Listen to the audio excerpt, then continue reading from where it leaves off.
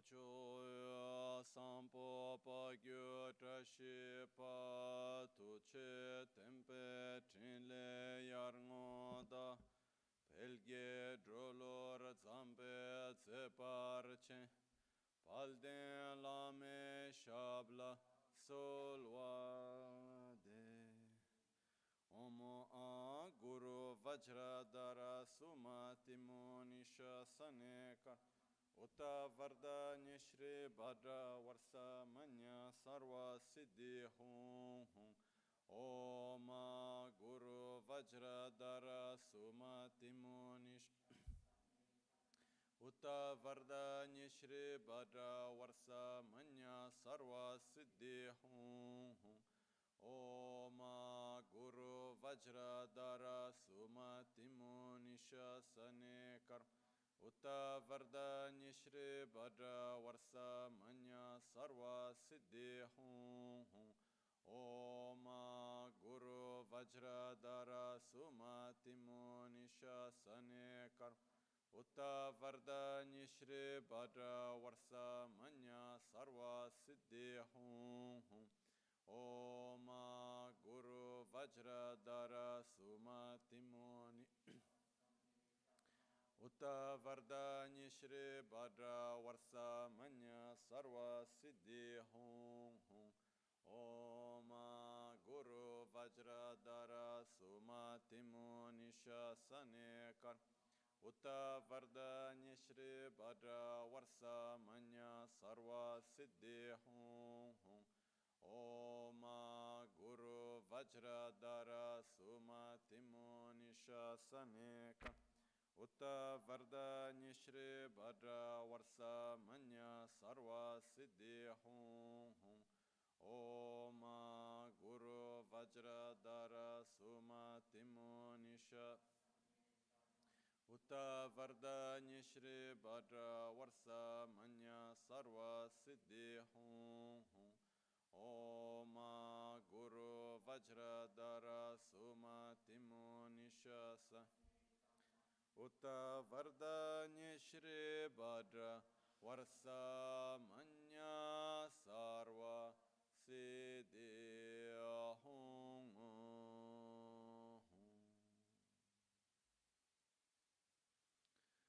Pakyuke Kudan Dagi Alu Pakyuke Sundan Dagi Nga Pakyuke Tudan Dagi Yin Ten Yerme Chiktu Chingi Alu Makyuke Kudan Dagi Alu Makyuke Sundan Dagi Nga Makyuke Tugdan Dagi Yin Ten Yerme Chiktu Chingi Alo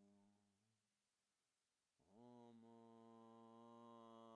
Muni Amun Mahamuni Shakya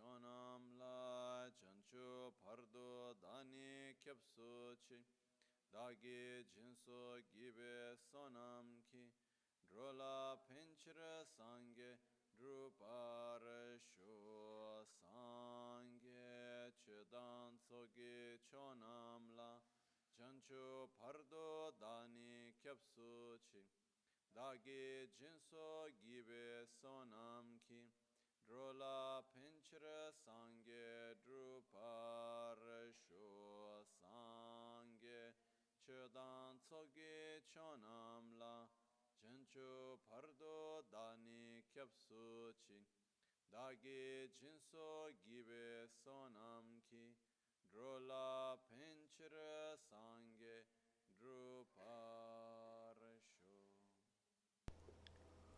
In the Buddha, Dharma, and Sangha, I take refuge until enlightenment. With the practice of generosity and the other perfections, may I obtain Buddhahood for the benefit of all sentient beings.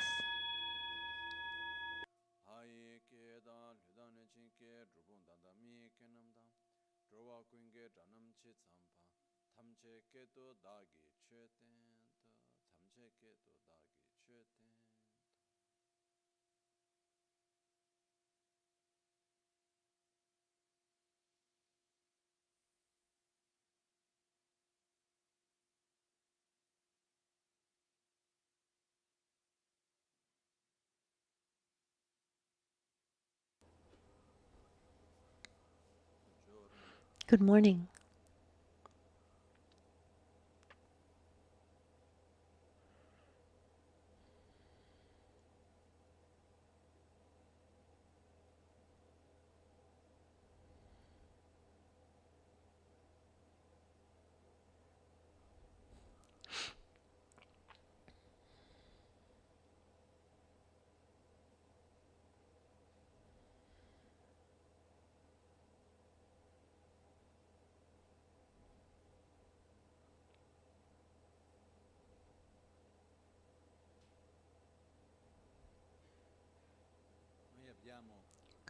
We have a characteristic. Our body, our mind has a particular trait. We talked about this yesterday, maybe the day before. It's one of the bases of meditation. Let's say there are two strong points. The ones that make, let's say, meditation work, allows meditation to work. One that I've talked about often is this power of familiarization. In the sense, our body, our mind doesn't transform from one day to the next. Our being doesn't transform from one day to the next. Instead, it's gradual, and every interaction brings a change. Every word that we say, every choice that we make, every encounter that we have, every object of our five senses that we perceive, plus the sense of the mind, so every object of the six senses in which we come into contact, shapes us. So meditation is this moment where we choose a mental object by choice, with which we want to familiarize ourselves. A very important point is the object that we are choosing. How do we want to familiarize? With what do we want to familiarize ourselves with? And then when we develop meditative concentration, where the mind is free from projections in the future, looking back in the past, even conceptual projections in the present, this state where the mind actually can rest on one object, this is marvelous, but it's not, let's say, a solution to suffering. It depends heavily on the object of meditation that we choose. And here I wanted to deepen one point.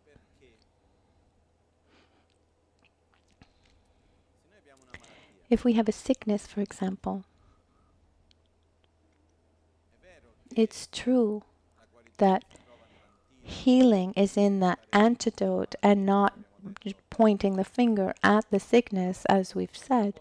But I can buy the entire pharmacy.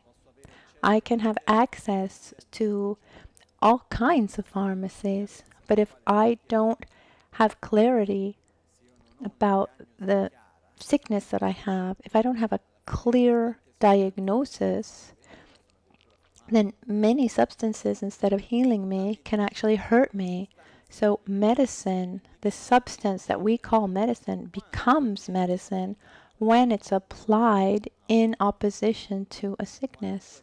When that substance has the function to eliminate a balance and bring to a balance and eliminate that sickness. Otherwise, it's something that maybe doesn't harm or hurt or could even harm us. So, the antidote should be cultivated, but it's very important that the antidote is applied where the poison is. And the other characteristics of the mind, other than transforming itself and familiarizing itself according to the interaction, is that we're not able to have two states of consciousness, two mental states, two thoughts that are directly opposite each other at the same time. I'm not able to think at the same moment I like water and I don't like water at the same time. I can think water has a good taste and it's cool, but I don't like it. I can have contradictory ideas, but they're not directly opposite each other.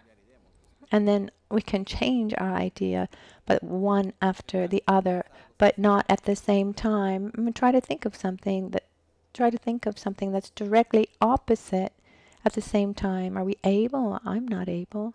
I like water. I don't like water, for example. This is a key point, because if I want to eliminate a certain mental state, certain thought or emotion or dynamic, what I need to do is generate the exact opposite. Because how often does it happen? How often does it happen that we recognize a negative mental state and we think, oh, stop it, I shouldn't do like this, and we try to oppose that mental state somehow. Does it work?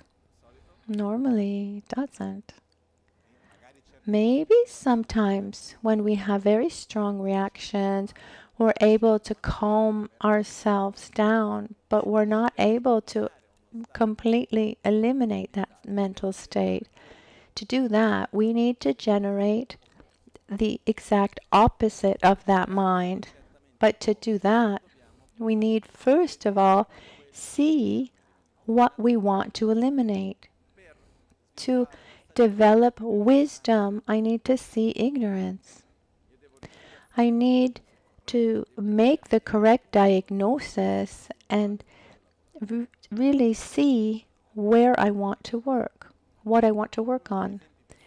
One of the easiest examples is anger, because it's a mental defilement that manifests itself very clearly. Others are more difficult to face, like fear. Others are more subtle, but anger is quite linear. It's clear. So we can spend hours and days, months talking about elaborating why anger is bad. Why, for example, anger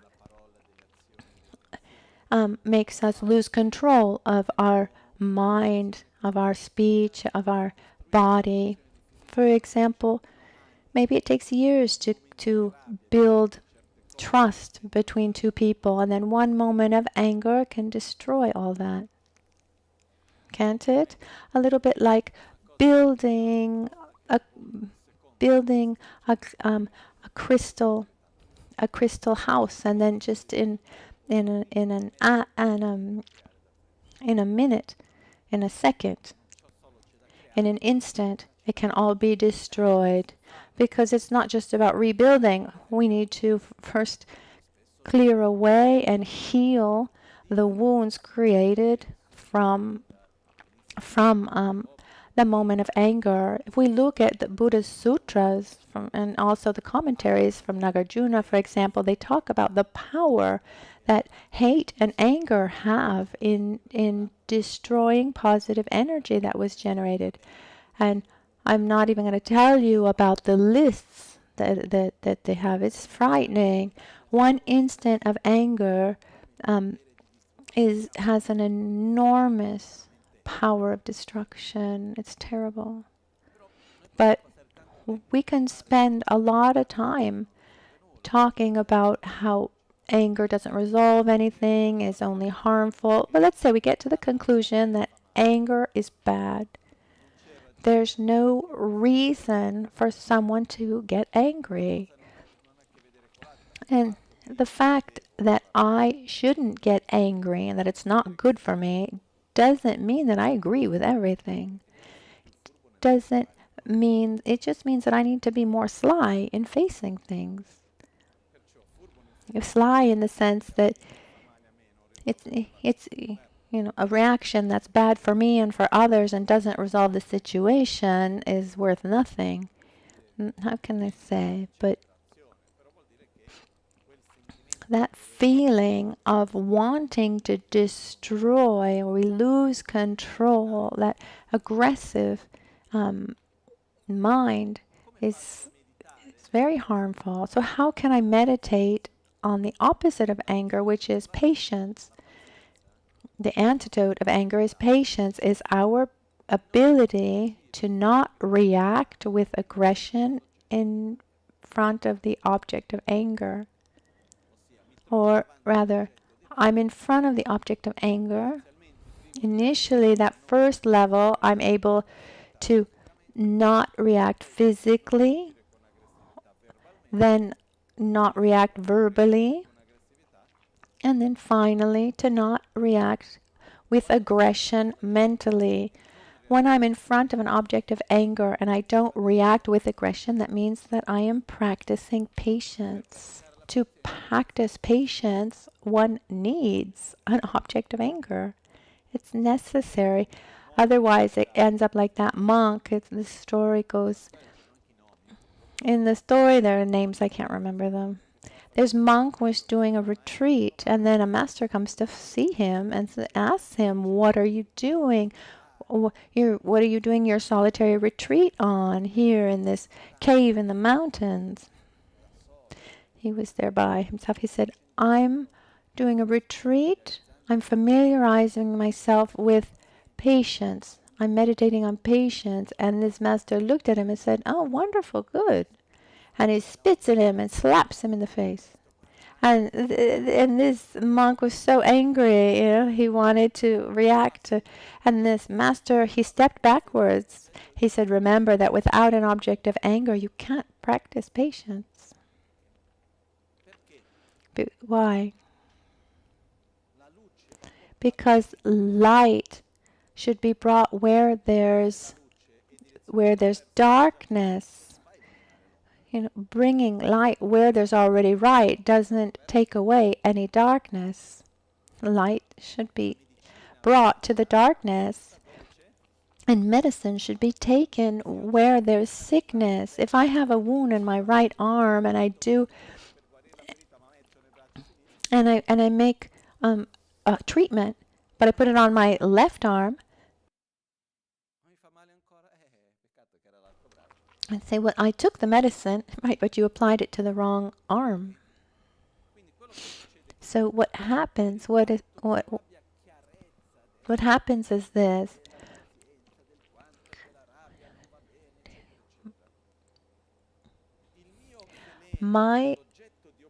the object of opposition, my poison.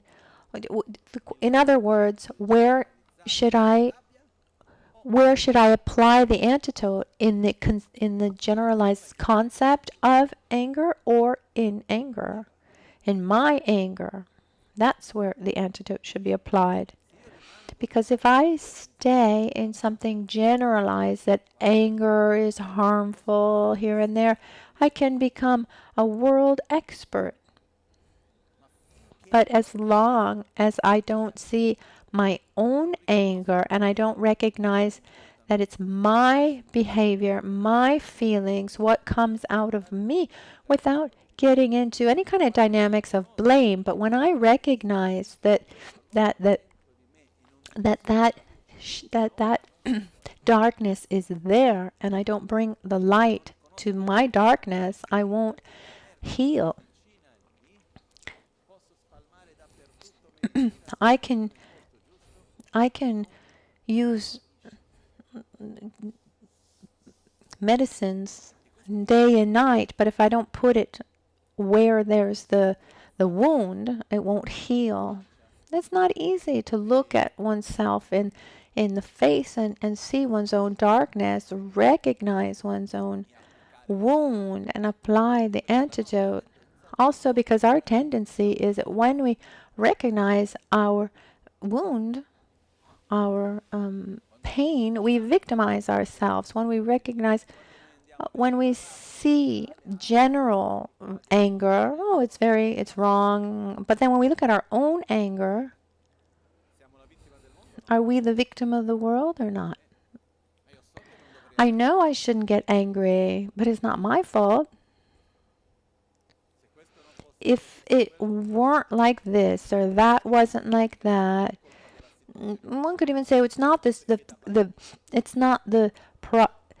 actually the situation I'm living now, but when I was a child, this happened, or they did this to me. Our tendency is to victimize ourselves, and the crazy thing is that sometimes when we recognize where the wound is and we victimize ourselves,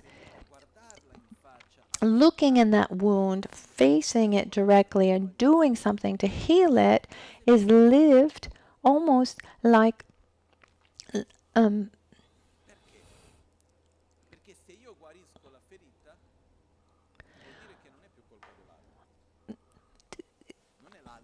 it becomes very difficult, because if I heal that wound, then it's no longer the other's fault.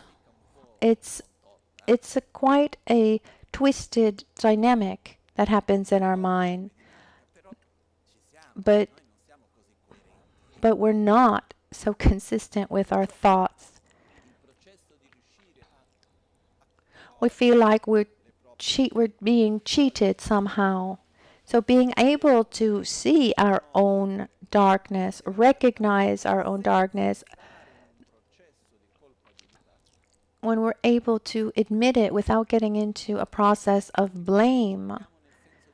Also, because when we blame, again, we're victimizing ourselves. And in blaming and victimizing ourselves, we take away the solution for ourselves. We take away that power to resolve the situation. We disempower ourselves. We take away this ability to find a solution. Because if I'm a victim, the solution doesn't depend on me. But Buddha reminded us clearly that I am my own protector. I am my own enemy.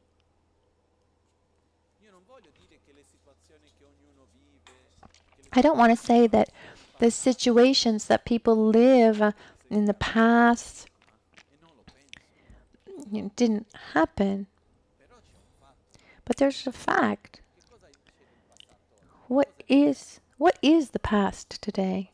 Where is the past today? The past is past. So where can you find the past today? In our memory and also in our body. And in our mind, in our relationships, it's the present where the past manifests. We're unable to live the present independently of the past.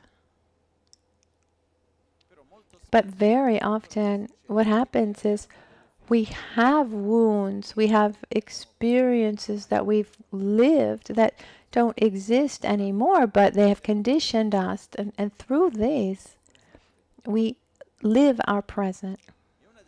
And something that's very important for us is to recognize those points, the points that we want to better, the points within us that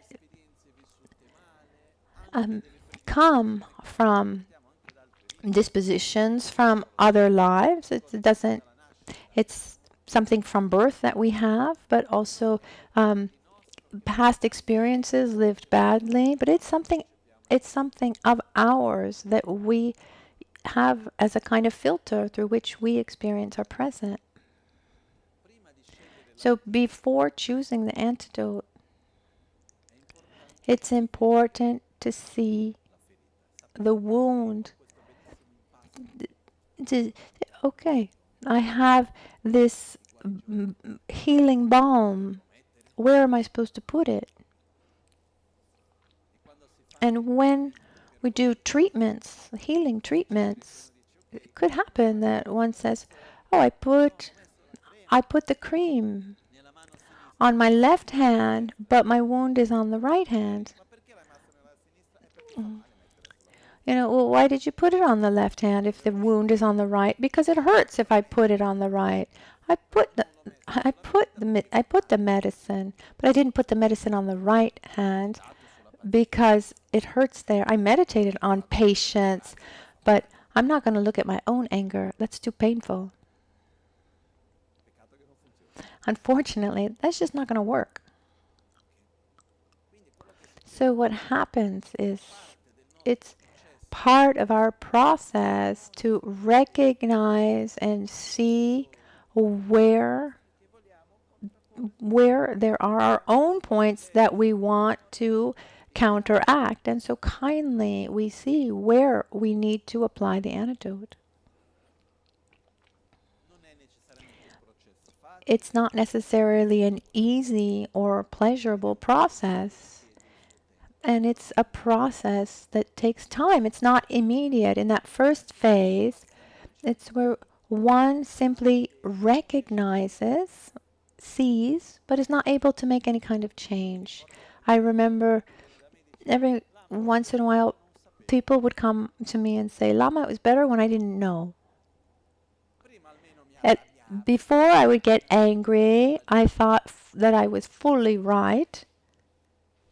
And now I get angry. I'm upset that I get angry, and I'm not able to change it. This is classic.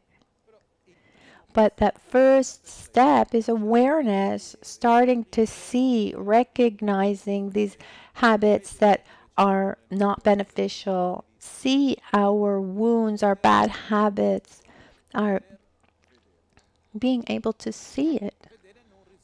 It doesn't resolve it though, but it allows gradually to apply the antidote. Once we're able to see and recognize, first of all, it's important to go a little deeper with our awareness and see that many of our wounds, our habits are caused by deeper habits, deeper wounds. What we see is just the surface, but little by little we see what's behind it all.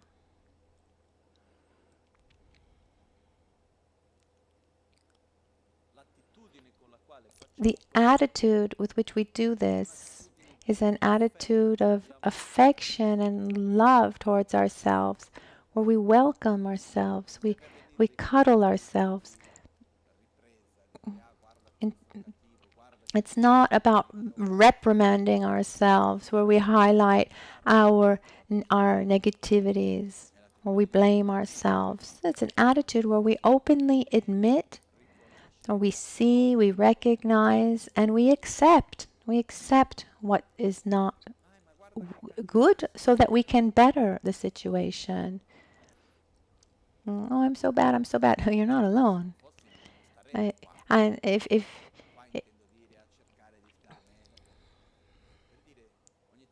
every once in a while people say, "Oh, but you're Buddhist. You shouldn't get angry." And I say, one gets angry because they're Buddhist, in the sense that if one didn't get angry anymore, if one didn't get angry, they wouldn't need to be Buddhist. A Buddha doesn't need to be Buddhist. One is Buddhist because they try to overcome these negativities.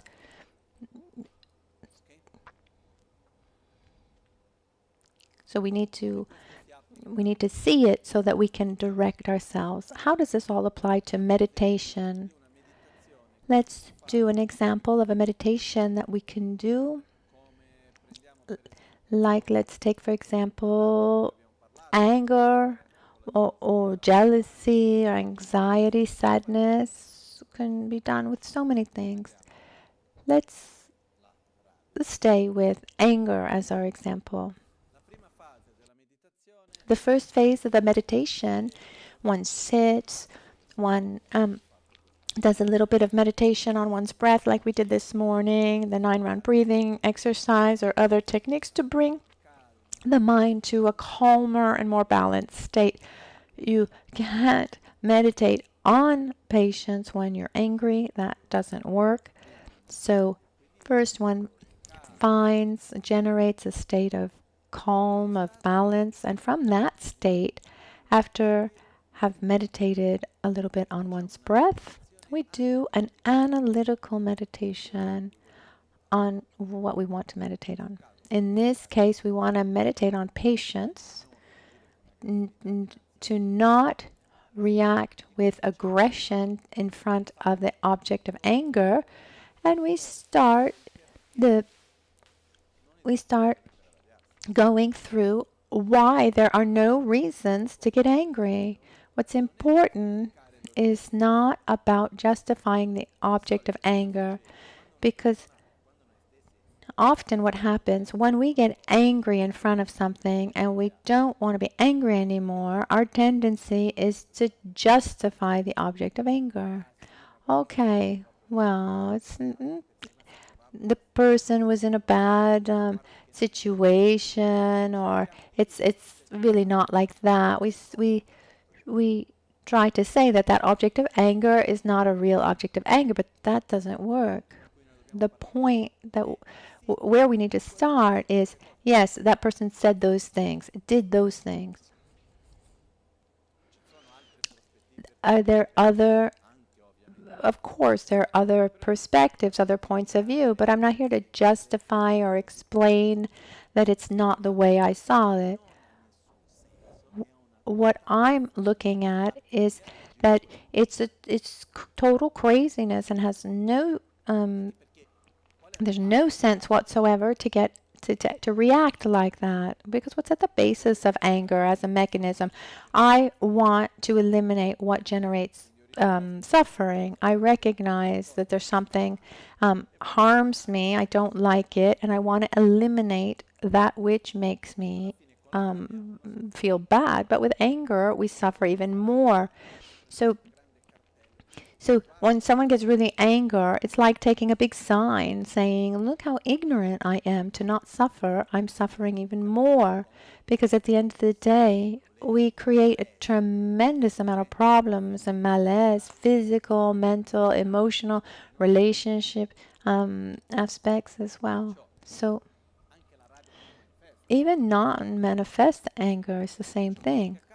So what happens is one gets into this analytical process where it's almost as if one needs to convince someone that no matter what happens, it's not a valid reason to get angry. For example, we have this text. It's the 6th chapter of the Bodhisattva Charavatarta. the lifestyle of a bodhisattva, the bodhisattva's way of life, and the 6th chapter talks about this, goes little by little, going deeper and deeper, getting to the conclusion that it doesn't matter what happens, it is not a reason to get angry.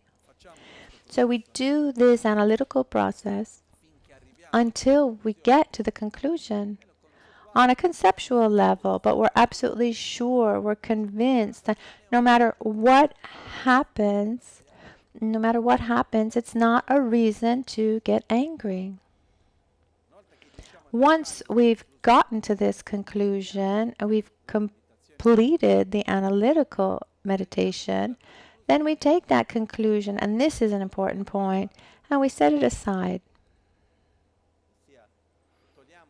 We take it, we set it aside. And then we go back to our breath. We try to get out of that more analytical, cognitive state, and we try to imagine the details and so forth of a situation that normally gets us upset, makes us angry. So we invite this object of anger. We remember something that we have lived, or we imagine a hypothetical situation, something that touches us. We imagine that situation until little by little something is moving inside.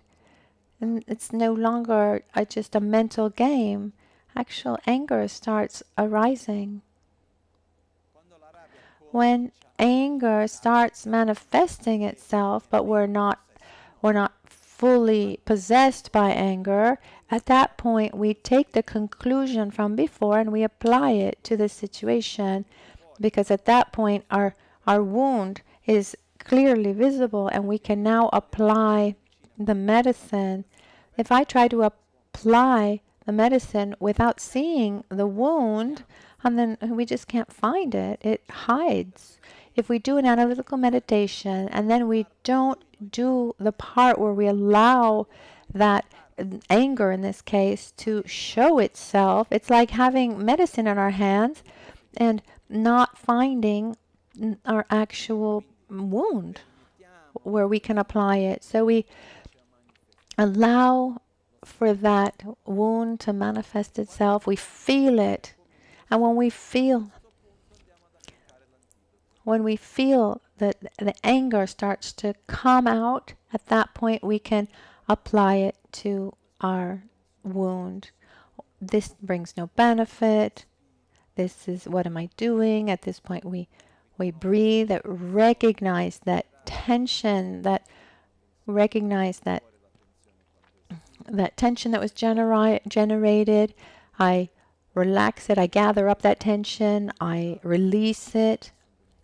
I remember that it brings me no benefit whatsoever to act in that way. Remember, we're in a protected context of our own imagination, and we're able to maintain calm, balanced mind without being overcome by the mind of anger. And if you do this well, the first couple of times you might end up actually anger, and because it's not a mental game.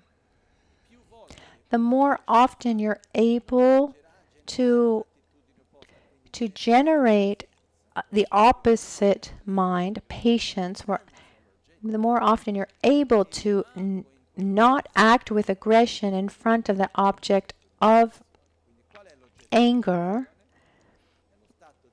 So our object of meditation is the state of patience that exists in front of our own anger. It's not the concept of anger because if I don't manifest the wound to then apply the medicine, then I end up just with the concepts. And I'll just, perhaps I'll become an expert in all the details and and the qualities of a medicine. But if I don't have the wound that I actually, where I can actually apply the medicine, then it's not useful. So you can meditate on gratitude or compassion, or like we said yesterday, the preciousness of this life. But if you don't imagine also the opposite, so where to apply, then the effect is minimal. Yesterday we talked about recognizing the preciousness of this life. What's the opposite of that? Taking life for granted. Just not giving worth to the opportunities that we have today. So living life to survive, and living life as an end in and of itself, and taking for granted what we have. So when we meditate on the preciousness of this life, after having done the analytical meditation on why this life is precious, then we set that conclusion aside, but close by, and we allow that spontaneous, natural attitude to come out of taking for granted the conditions we have. And when mind starts manifesting itself a little bit more strongly, then we can apply the antidote. And once I've applied the antidote, I stay focused on the antidote. It's like if I need to do a kind of massage, I need to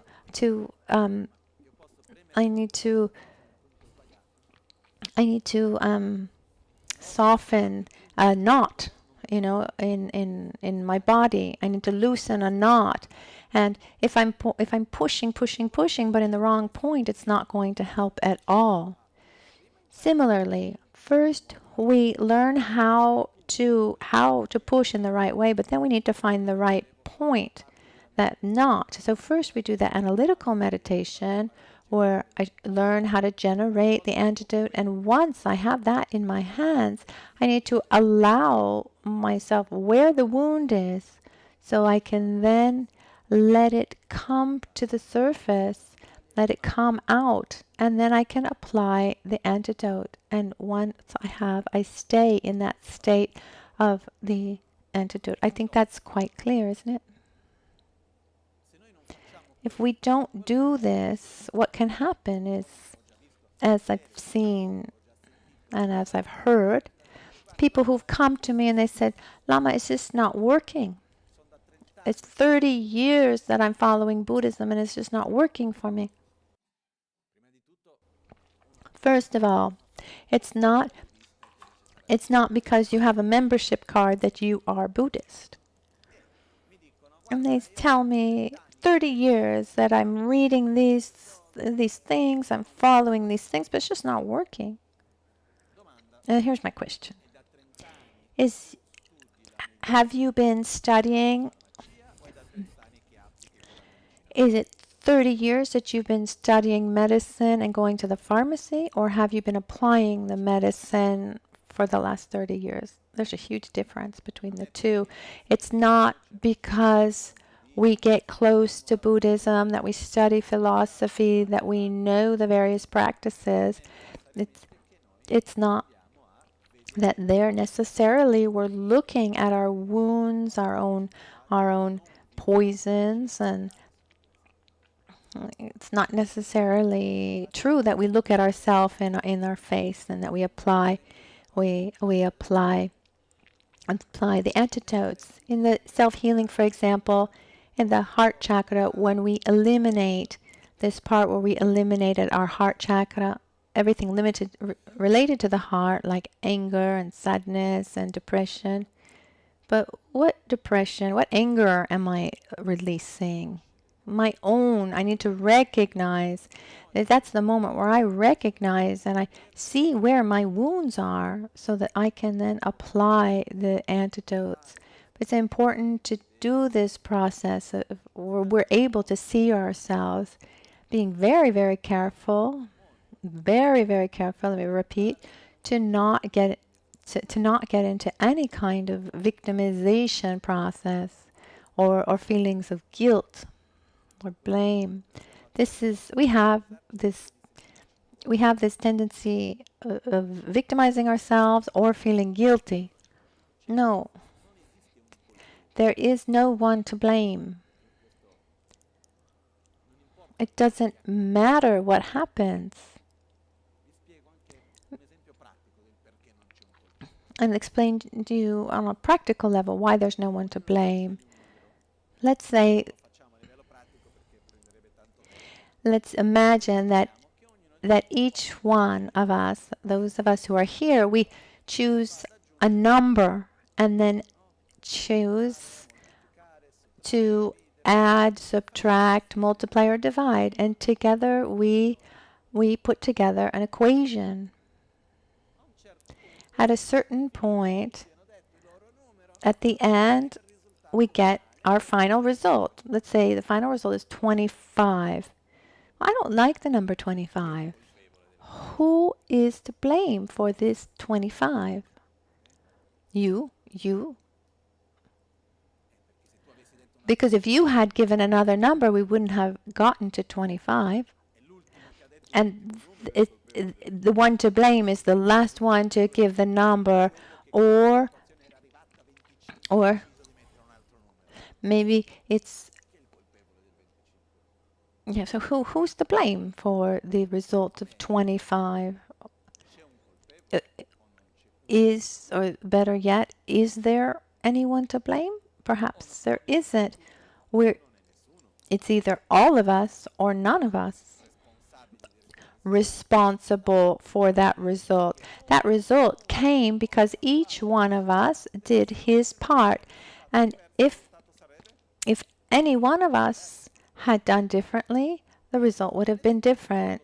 But not just, this is valid for everything, not just an equation.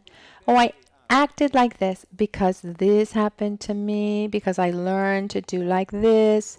And if we start seeing all the parts of that equation that bring that equation of our behavior, how many parts actually compose that equation? This is infinite number.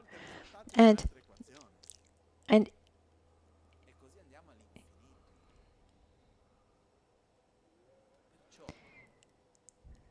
it's like when someone says to me, Lam, why does this happen? Why do these things happen to me? And I think, and a sincere answer would be, I have no idea. Because no matter how much I try to reflect on why the things happen, I see different things that are connected with that type of behavior, that type of experience, or what's happening. But what I'm able to recognize is a very small part in an extremely complex, in a very, very complex net of events. Where if one thing were different, then the result would be different. So there is no one to blame, but I am sure about one thing. Even if you can't find the one to blame for the equation, I'm sure that every number makes the difference. And in this present moment, we are participating in the equation. We are participating in the result that is going to come. So it's not about the result. What the question is, what am I doing now for what I want for my future? What results do I want to have? I don't know if this is clear. And someone might say to me, but Lama, how can I have the certainty that if I do this, this will happen? You can't have the certainty of that. No one can, because the variables are too many. Once Lama Ganchen was in Tibet in 1986 or 7, something like this.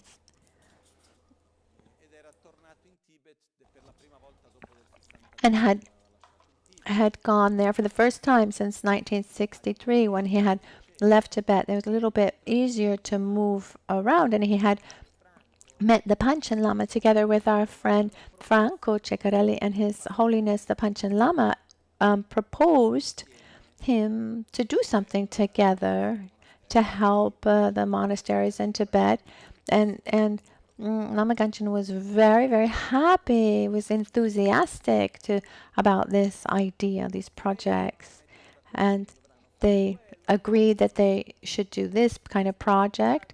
Then they continue their trip, and they meet a couple months later in Beijing. But a few days before, Lama Ganchen learned that project was completely closed, that it was not possible to do it anymore, and he was really upset. So upset that he was in bed with a fever.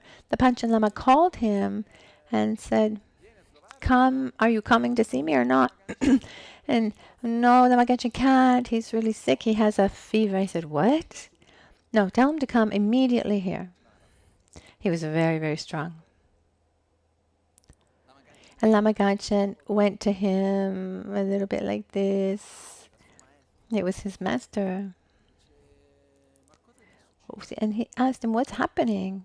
What's happening to you? Because one project is not going through, you're in bed with a fever. If I did like this, I don't know how many times I would have died. When you make a project, when you set up a project and it doesn't go well, then it's the reason to create another 10 projects. And Lama Ganchen learned really well from that advice. And Rinpoche showed that when you begin something, we don't have the certainty of how it's going to go. But we plant many seeds. Some will germinate, some will sprout, and some won't. Some we think are seeds of oranges, and then they grow. They're lemon trees. But the point is to go towards the future and not stay blocked. Because what happens is, and this is one of the conversations I had with the children when we did the summer camp. And it's so beautiful to talk to children.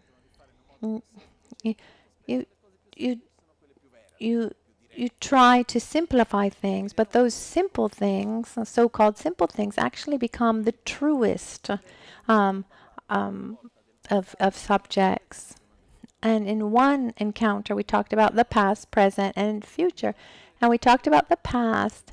I asked them, what is the past? And we talked about it, and it came out the past is, today, what is the past? Is something in our memory, as we said before. But what happens? Is there something that has remained of the past? And what happens is when we stay sad about what happened, I live a situation negatively, and I stay with that sad or negative feeling. I live in my present a memory of the past, but the past is past. So it's a beautiful exercise is to let the past in the past. I don't understand. Sometimes we have a morbose attachment to suffering. This is craziness. I was upset about this. Okay, so why are you still upset about it? It's something that is not true anymore.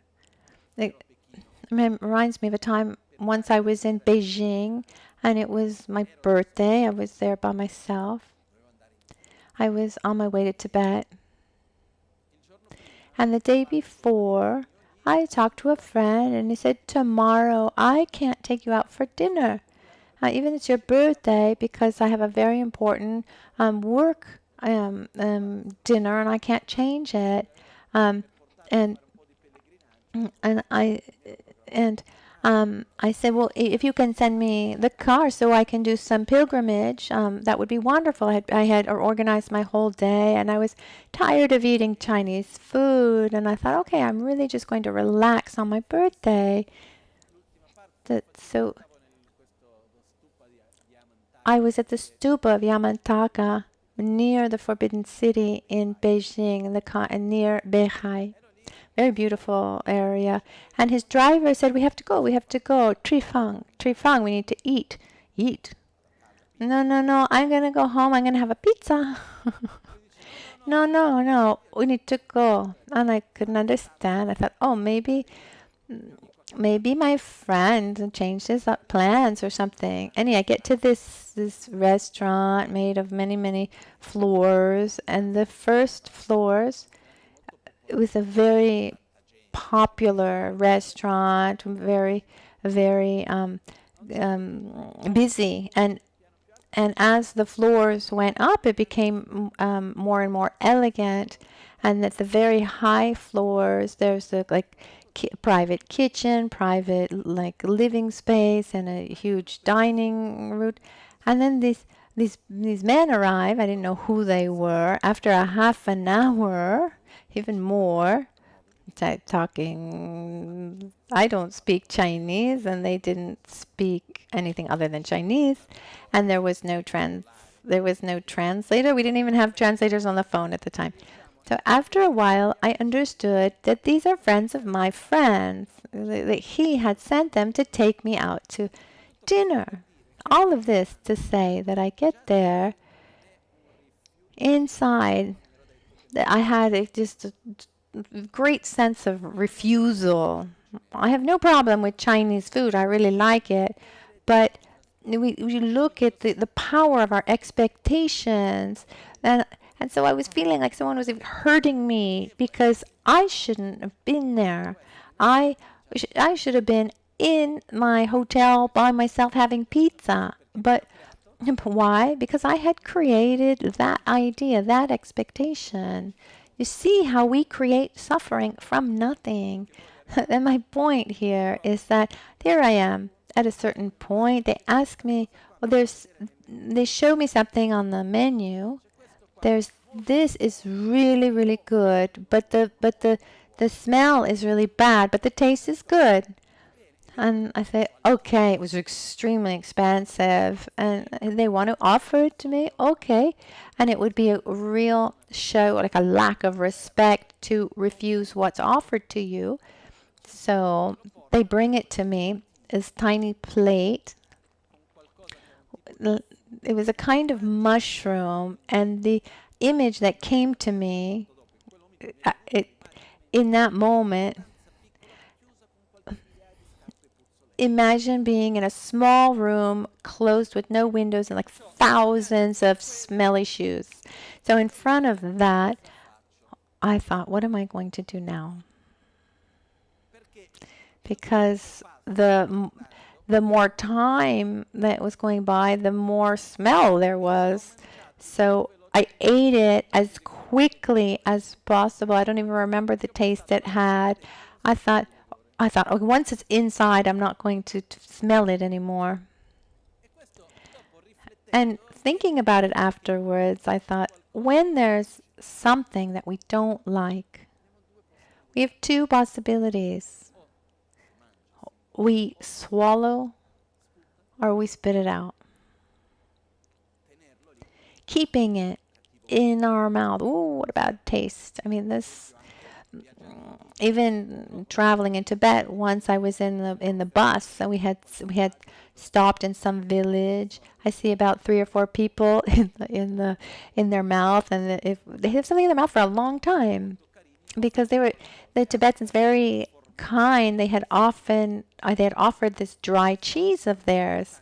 Even the Tibetans, they put it in boiled water for a few hours. I mean, it's hard as a rock. So they offered, and just to be well educated, they put it in their mouth, and they didn't want to spit it out. And after 4 hours, they still had this piece of cheese as hard as a rock in their mouth. So if we put something in our mouth that we don't like, we need to either spit it out or swallow it. Instead, what do we do sometimes? We have a problem with a person, a situation. Not only do we bring that person home, we bring them to bed on vacation. In the same, we're at home, you know that what happened to me today about this person. How did he do this, that, and the other? And we continue to just chewing and chewing this past that we've lived badly. When that is past. So one thing to do is to remember that the past should be, we should let the past pass without taking out the fact that there are effects in the present of the past. If I have wounds, they need to be seen, they need to be healed, but not stay attached to the past and chewing over and again what's happened. And that's why there's a meditation that ideally we should do once a day, is this practice of purification. In the practice of purification, there are some aspects of which there's this idea of going back to the past, seeing what has happened, recognizing what didn't go well, and just let it pass. And take the commitment to look towards the future. I lived this situation badly. Why? Because I acted like this. I need to look at my side. I don't want to repeat that anymore. I recognize that what I did didn't go well. I don't stay grasped to it. I let go what happened and I direct myself towards what I want. This is important because when we do this with a certain frequency, we're giving ourselves the direction constantly. We're going onto the right way. Otherwise, we have a bad reaction today. We don't look at it. We let it there. Something stays inside. What stays inside? Tomorrow, something similar happens, and it manifests. It manifests itself again and reinforces it and again, and it repeats, and the vicious cycles created, and it becomes harder and harder to heal.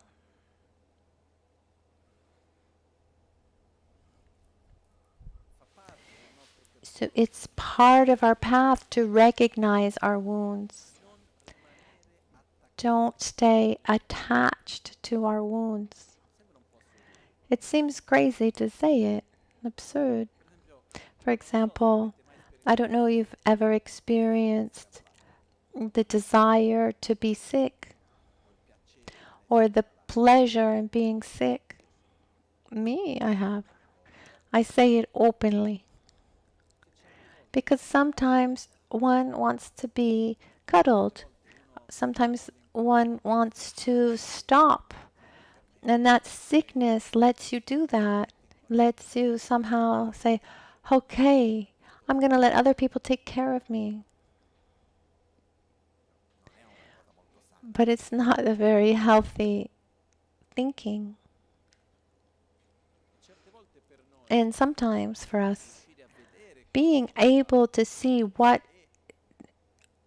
isn't going well and not staying attached to that state requires from our side this non-victimization.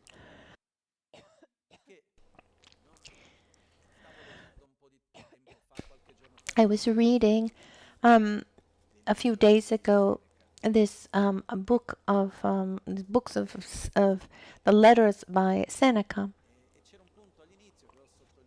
And there's a point at the beginning that I had highlighted. It says, happy is he who knows that he's happy.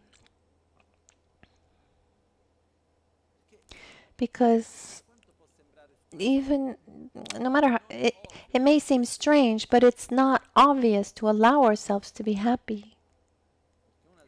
Because something that we do, we stay attached to our past, when instead our past is past, and one needs to allow that past to pass and not stay attached. But together with this, one needs to look towards the future. What is the future? Where does the future exist today? In our imagination. For example, now it's 12:30. We imagine that around 1:15 we're going to eat. Eating at that time is part, in this moment, it's part of our future. It's something we're imagining. But the fact that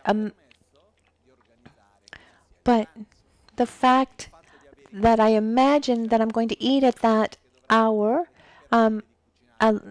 allows us to organize a meal and for a certain number of people, etc. It's like when we leave for a trip, what allows us to take that road is having imagined where we wanted to go. So at the same time that our future is nothing other than our illusion, our imagination, it's what allows us to walk in that direction, to create that future. And it's extremely important. At the same time, we shouldn't be attached to the future, because otherwise it ends up like the dinner my birthday dinner with my Chinese friends. In the end, it was really nice. The mushroom aside, the meal was good. They were very kind. At the beginning, I wasn't enjoying myself because I was attached to a different outcome. And just to finish that story, when I got back to the hotel, I'm going to watch TV. I'll watch a movie. I was still fixated on having pizza. Instead, because I had just learned a few days before that I could order pizza from the hotel. And instead, I got there, and I didn't know, but two friends took a room in the same hotel. They said, "It's your birthday. We're going to do something for you." They called me at 11 o'clock at night from their hotel room, and they bring me a birthday cake with little birthday hats with these two Chinese men that are like over 50 years old, and they're singing "Happy Birthday" me in Chinese, and I'm thinking, am I dreaming? Or am I dreaming, or is this really happening? I have strange dreams sometimes, and so there again, it's difficult to see the beauty of the present when it doesn't correspond to what we think it should be. How wonderful that two people want to show their friendship and affection for me. And I think, oh, I should be having a pizza. And I wouldn't be able to and now it's 11 o'clock and they close, and I won't even be able to order it. It's because we stay grasped to a future that doesn't become present. Then we don't enjoy our present when it doesn't correspond to our expectations. A similar example is like when you go to a restaurant and you order something and then something different arrives. Sometimes one doesn't even open himself up to trying that dish. it's not what I chose, and so it's not right. Well, try it. Maybe it's better. So what's important to understand is that our past is important because that's what makes up our present, and it's through our past that we live our present, but we should not be attached to our past. And the future is extremely important because it's what directs our present, but we shouldn't be attached to the future. So in our practice, let's try to see what's happened. There are certain visualizations where we visualize Guru Buddha, light rays and nectars that come from him and come into our body. Our negativities leave. When we visualize this, one thing that we do, we're connecting with our past, what we've lived, with the emotions that we felt, the resentment, the sadness, the actions that we ourselves have done and reinforced. And we say, I don't need this anymore. And we let it go. I try to take away those aspects of our identity that we've constructed. And then there's the part of projecting ourselves towards the future, and we allow ourselves in imagination to desire to direct ourselves clearly who we want to be, where we want to go.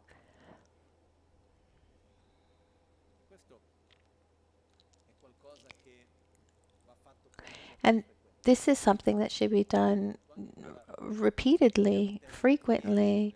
We use the term of prayer, but it's actually an aspirational prayer that we did at the beginning in Buddha Dharma Sangha. I take refuge until enlightenment. With the practice of generosity and the other perfections, may I obtain Buddhahood for the benefit of all sentient beings. Or rather, I look at my present. May I, from this moment onwards, with generosity, training in generosity, morality, patience, and enthusiastic effort, concentration, and wisdom, may I, in the future, develop my qualities to their maximum potential and eliminate completely every form of mental defilement, suffering, ignorance, selfishness, and help others get out of their suffering. I'm directing myself towards the future because I want to go towards that future. In this present moment, I need to act in a consistent way with the future that I want to realize. Is that clear?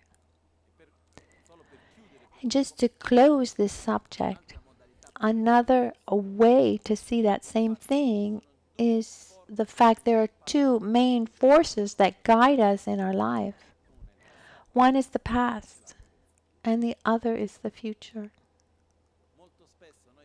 Very often, we let ourselves be guided by our past. I feel like this, I do that, I react like this. Why? Because this happened to me or that happened to me. So very often we act in the present moment as a reaction to our past, the immediate past or even the remote past. The other possibility is to act in the present moment not as a reaction of the past, but as a motivation, a direction towards the future that we want to have. If I want to have a good relationship with you, for example, based on love and trust and kindness, on friendship, and you treat me in a way that you do something that makes it so that I act with aggression, like a lack of respect or something. Or what is our tendency when someone acts with aggression towards us? Do we welcome, we accept that with love? No, our tendency is to act in the same way. But what kind of relationship do I want to have with you in the future, based on love and respect and kindness, or based on conflict and if I want to have a relationship, based on conflict, then I act in that way. But instead, if I want to have a relationship based on love and friendship and respect, even though it's difficult, then I need to act in the present as a cause of the future that I want to live and not as a reaction to the past. And someone would say, but that's really tiring. Yes. The opposite isn't tiresome. I mean, how much energy do we use up acting with anger? Much more than we use when we act with compassion and kindness. So let ourselves be guided by the future and not the past. And the other point that we've just seen is the importance of seeing the past, accepting it, and not stay grasped at the past. Direct ourselves towards the future without attachment towards the future either. Remembering that there's no reason why things go in one way or another, but everything that is done makes the difference. So let's try to go in the best way possible. Are you following? Now,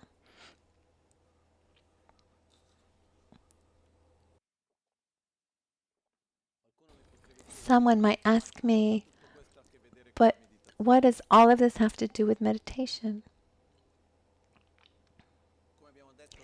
As we said the other day, to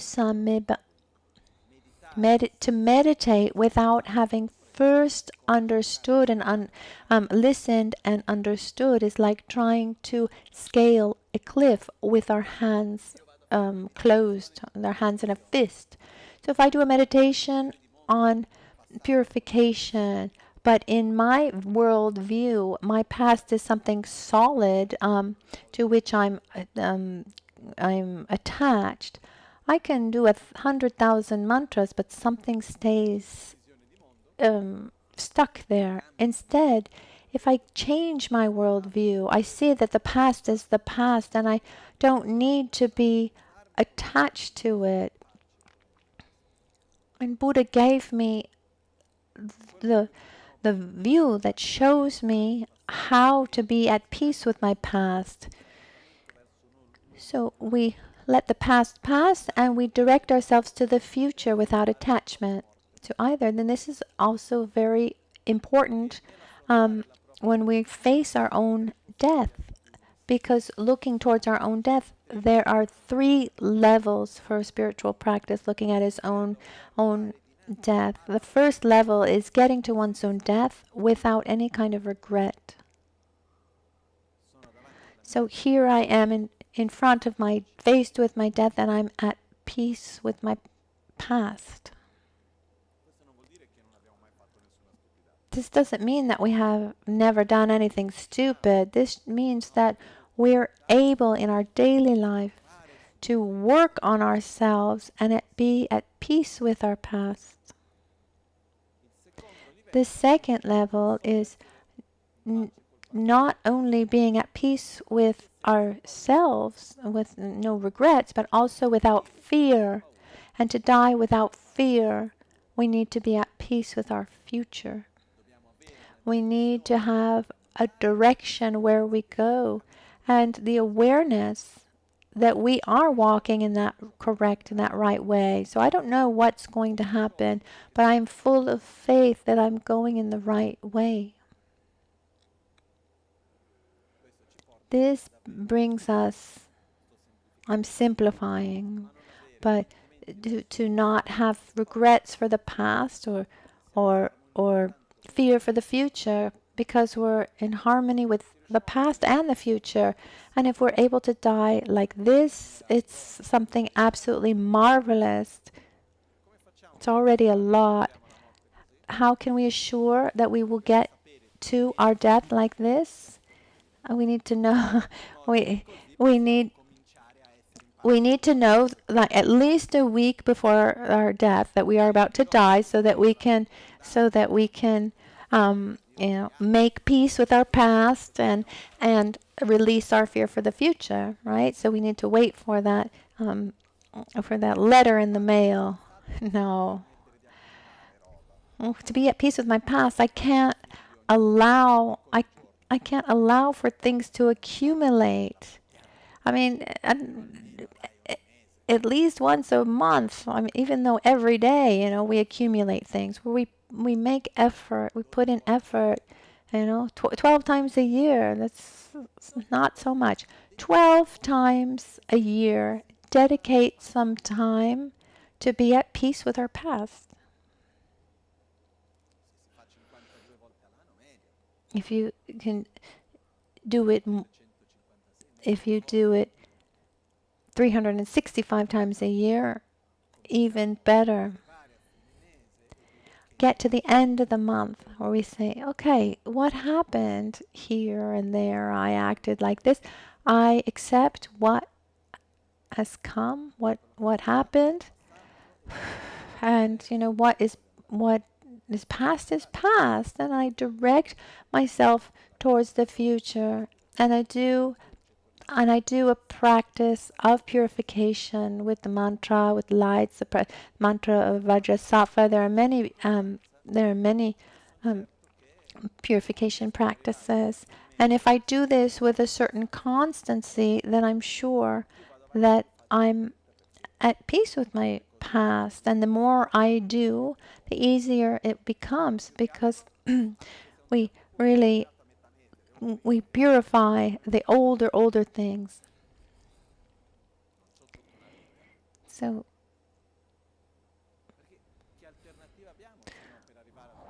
what alternative do we have to be without regret and being at peace with our past? Because at the end of the day, staying grasped to the pain of what has happened in the past is harmful to ourselves and is not beneficial to anyone. So why? There's no reason.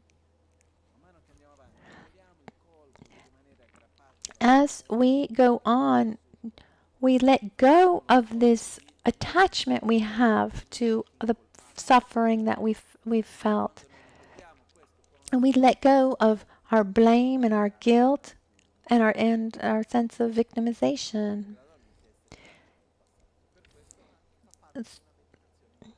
So it's an important meditation to become at peace with our past and to direct ourselves to the future. Sorry for underlining this so much, but it's important. You can also do this with a certain frequency in your relationships, in our family relationships, our relationships at work or within a couple. If every once in a while we allow ourselves to clean our past, let our past be past, and direct ourselves to the future, it makes an enormous difference. Otherwise, small tensions accumulate, and then before we know it, it's unsurmountable. So it's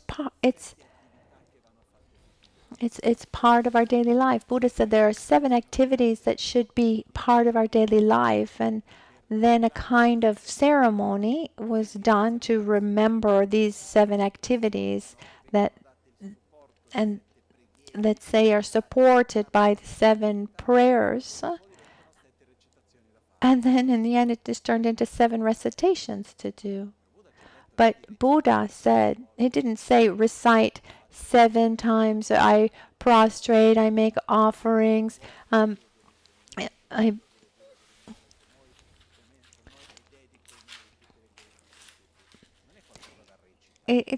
these 7 things are things to do, not to recite. The first thing is to praise that which is virtuous. Praise also the future that we want to read, our potential, our qualities, those who guide us. It means also reconnecting to that which is virtuous, give value to that. Because if we don't praise our objectives and the virtuous things, then we forget them. And they just end up in our daily life. I don't know if you have the same experience. So we need to remind ourselves often, and that's why we praise.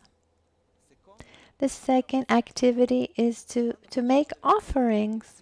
When we make offerings, I'm materializing that praise. It's not just something that stays, oh, how wonderful. No, I really want to go in that direction.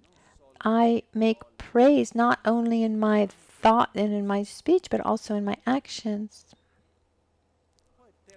And the third activity is making peace with our past by acknowledging our harmful actions.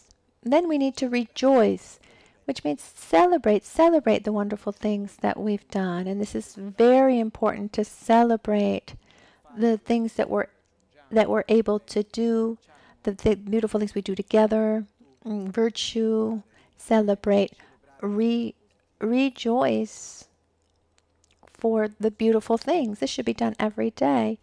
And then we should look at our relationship, that which is virtuous, our relationship with our guru, with the Dharma. So I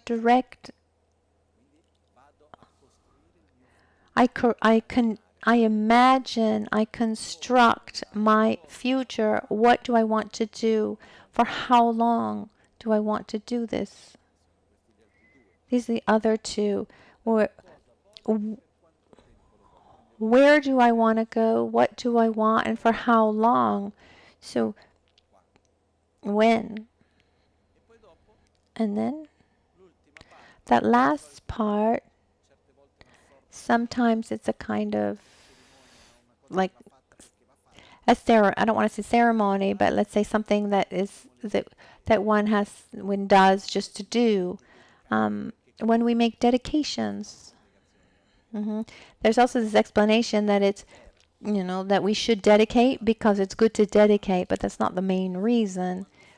When it's said that when we generate virtuous energy and that we don't dedicate it in an altruistic way, that energy that we have generated, the so-called merits, that can be destroyed in an instant of anger. We can lose them easily. Instead, when we dedicate them, we are protecting our merits. But it goes beyond that. When I dedicate something, that's when I'm asking myself, why am I doing this? Why did I do this activity? Why am I doing what I'm doing? I dedicate my day. Why did I live this day? Is it an end in and of itself, or is it a tool for something else? So I go back to my motivation with my dedication. And I give direction again to what I'm doing.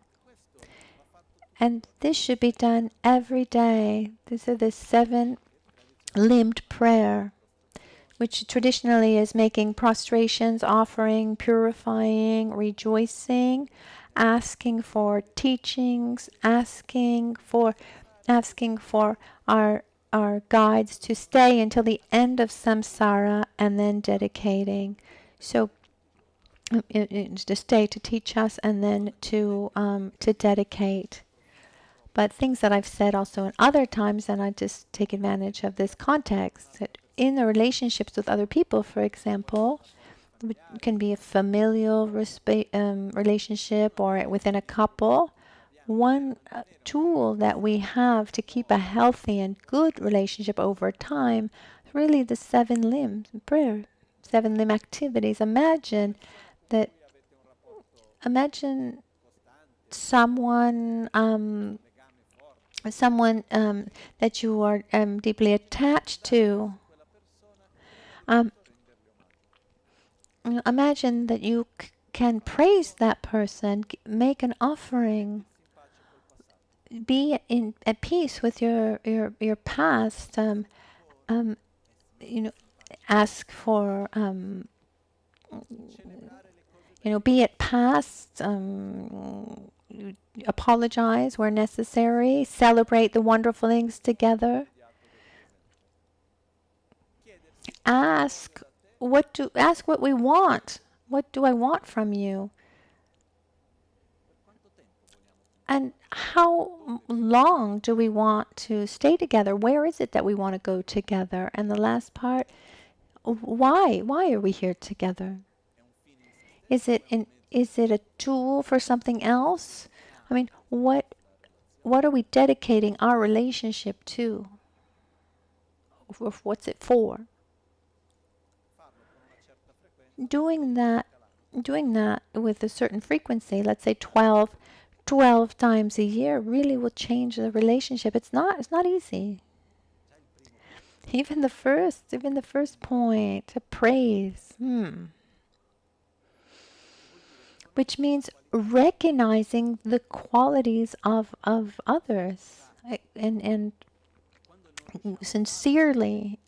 And when we're not able to do it, it shows that there's tension there, that there's something that we don't want. When these 7 limbs, if we're able to practice them, that change completely the nature of a relationship. It's a really beautiful method. The things that Buddha transmitted us, we need to use them. Someone might say, well, I'm not going to, dirty the 7 limb prayer that is such an important part of the Dharma practice. No, we need to use what Buddha gave us. Use it wherever possible.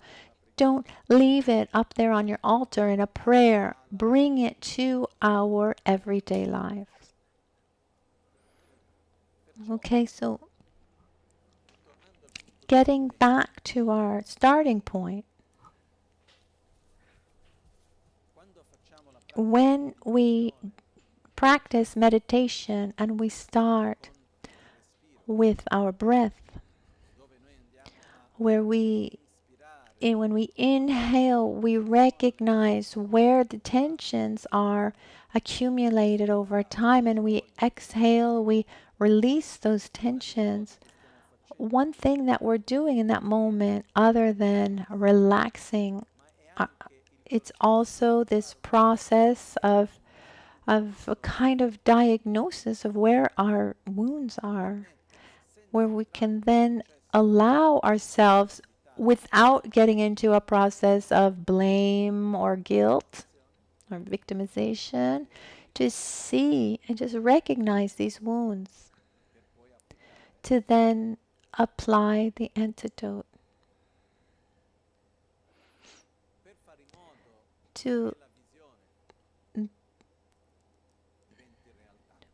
For that visualization to become real, we need to apply it. We need to be able to use our visualization of the meditation, apply that antidote, not only in meditation, but also out of meditation, even when I'm feeling fine.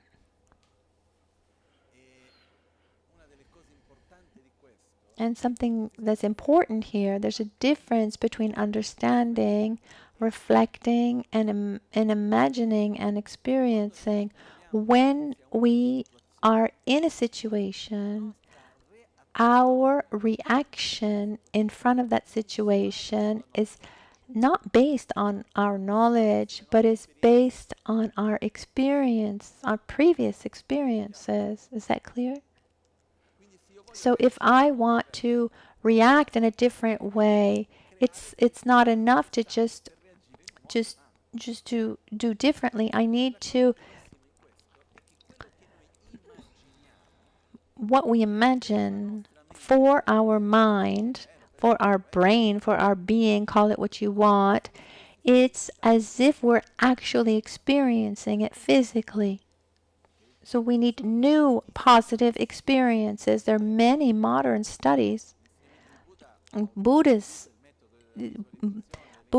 teachings uses visualizations tremendously. But if I'm seated and I imagine my object of anger and I allow that anger to come out little by little and I apply the antidote and I imagine to act differently without aggression in front of the object of anger, and I'm able to do that in imagination, it's an experience that I'm living. It's not a concept.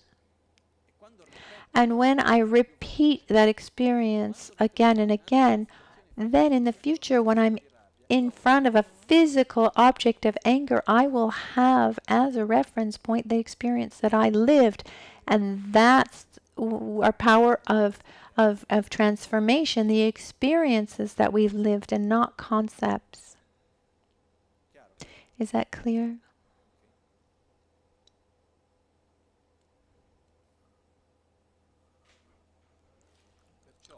So, along our path is made up of view. For example,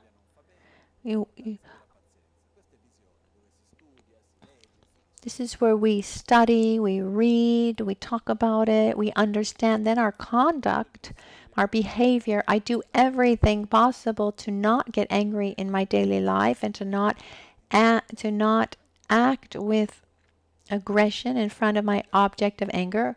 Without getting into details here, there's our behavior, and then there's part of meditation. One of the errors, excuse me if I put it in these terms, one of the errors that we do along our Buddhist path is to put emphasis in the view, to do what we can in our behavior, and then to not apply it in meditation. Not apply the meditation, not in the sense of to not do meditation techniques, yes, but to not apply the medicine where there's a wound. Where the wound is. And if we don't, then that wound just continues to fester.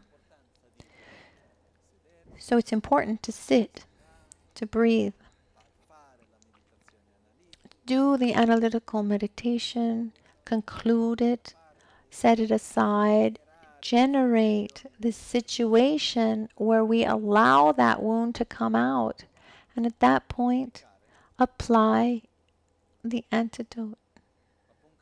Pabongka Rinpoche, the master of Lama Michel Rinpoche, in one of his teachings said, the mental defilements are easy to eliminate once they are manifest. Like a poison in the blood is easy to take out once it comes out as like a wound on the skin. Because as long as the poison is just running through one's veins, we can't see it. But once you see it, that it actually come out on the skin, then we can actually remove it.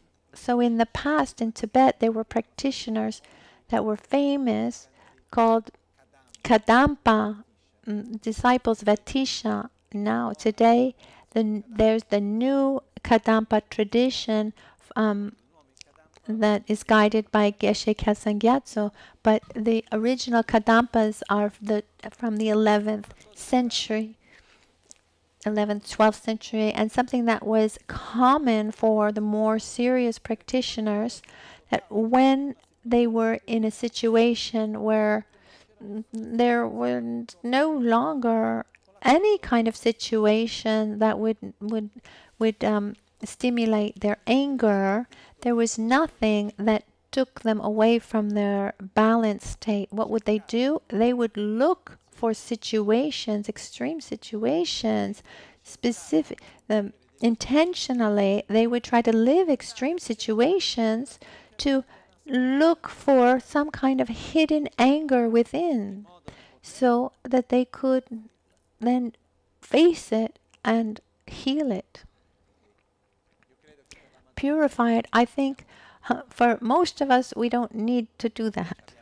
We have enough situations that we need to live and face, etc. But we shouldn't be afraid of seeing our wounds, because it's when the wound is clear we can apply the medicine, because we have the tools, we have the means. Without staying attached to this wound, I will repeat it again and again, without being attached to the past. This meditation techniques is a meditation on love or compassion, equanimity, the meditation on patience, on generosity. For example, to meditate on generosity, first you need to do an analytical meditation, all the benefits of generosity, what it brings, etc., and how negative it is, how negative miserliness is, etc. And then once one does this deep reflection and gets to a result, then one imagines a situation where miserliness arises, where we have the possibility of sharing something,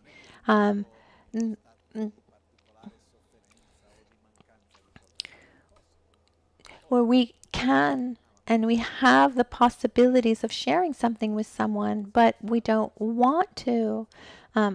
We have the ability, the possibility, but with that person, no. Someone else, yes. So we recognize that situation, we let this miserliness come out, and at that point, when it's there, I apply the antidote, reminding myself of the benefits and the qualities of generosity and how bad miserliness is, and little by little I'm able in visualization to share with others, and once I am able to do that, I stay with that feeling of sharing, and like this I'm meditating on generosity. And to do this this afternoon, I want to explain well. We should accompany our meditations with visualizations. There are specific visualizations to generate love, equanimity, generosity, compassion. And so by doing like this, we can look directly at the characteristics that we want to develop. So I invite you to accept, to see where your shadows are, where your wounds are. Don't be in a hurry to do a complete survey. Once we've seen one or two, it's enough. Let's take care of those. Remembering, once we've taken care of those, we'll find something underneath. And it becomes more and more subtle and more obvious, like a very dirty house. We first start cleaning, it seems clean, but as the more and more we clean, our standards for cleanliness increase, and we see more and more dirt. And internally, it's the same thing.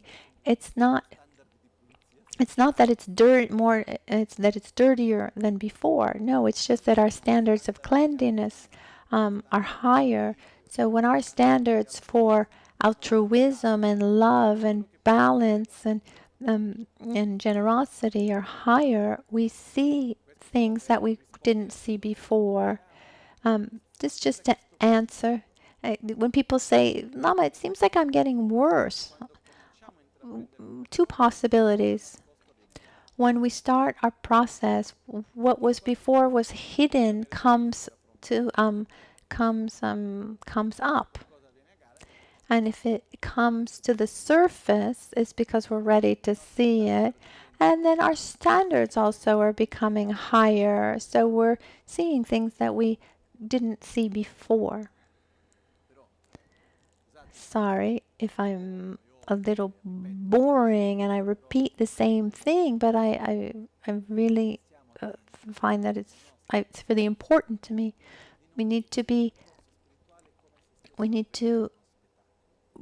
very careful that we're not living our that we're not living our spiritual path as if we're looking at a show, because the importance of this, ignorance and selfishness and anger, and we're seeing all of that as if it has nothing to do with me. It's something in front of me, and I become an expert in explaining why this is harmful, that is harmful, etc. But it's all outside of me. We need to be really careful that we don't fall into this trap. My point isn't about if selfishness is beneficial or harmful. We're talking about my selfishness. We can't become experts in how bad selfishness is and spend our lives pointing our finger at other people's selfish behavior. And this can happen in other aspects of our society, be it environment or a political field. So the solution is not about pointing the finger. The solution is about living consistently with our view, and we are a small part in a very complex equation, but every part makes a difference.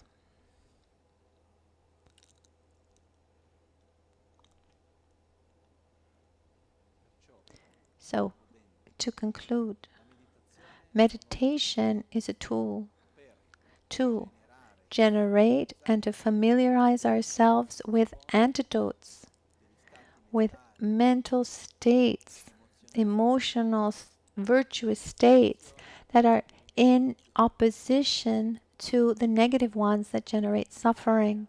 So we need to recognize where the negative minds are, know how to access those mechanisms, those dynamics, to see where those wounds are, those shadows are, to generate, and we need to know how to generate the antidote.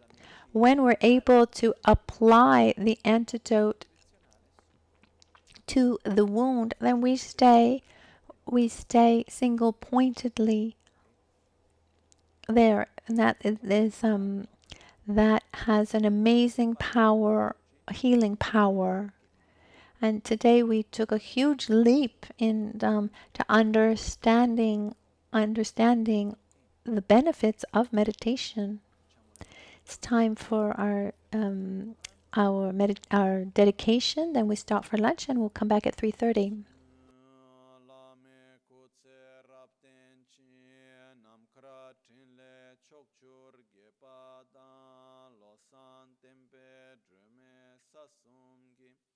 Drove munsela tatu ne gyurche kewa kuntu yanda lama dang dralme cheki pela longche ching sadan lamge yunde rabzo ne dorje change kopan nyurtoba sho nimo dele tsendele nime kuyan dele kshin Ninsen takto delek pe koncho sumke chinge lo koncho sumke ngodrub koncho sumke At dawn or at dusk, at night or midday, may the three jewels grant us their blessings. May they help us to achieve all realizations and sprinkle the path of our lives with various signs of auspiciousness.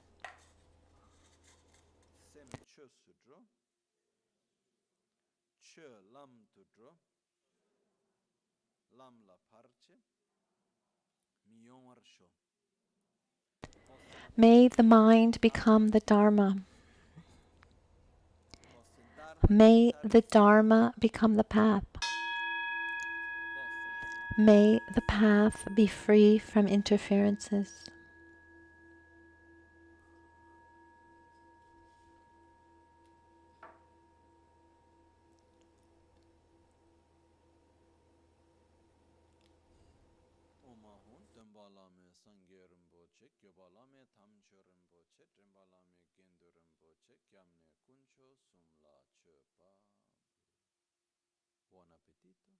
Have a good lunch.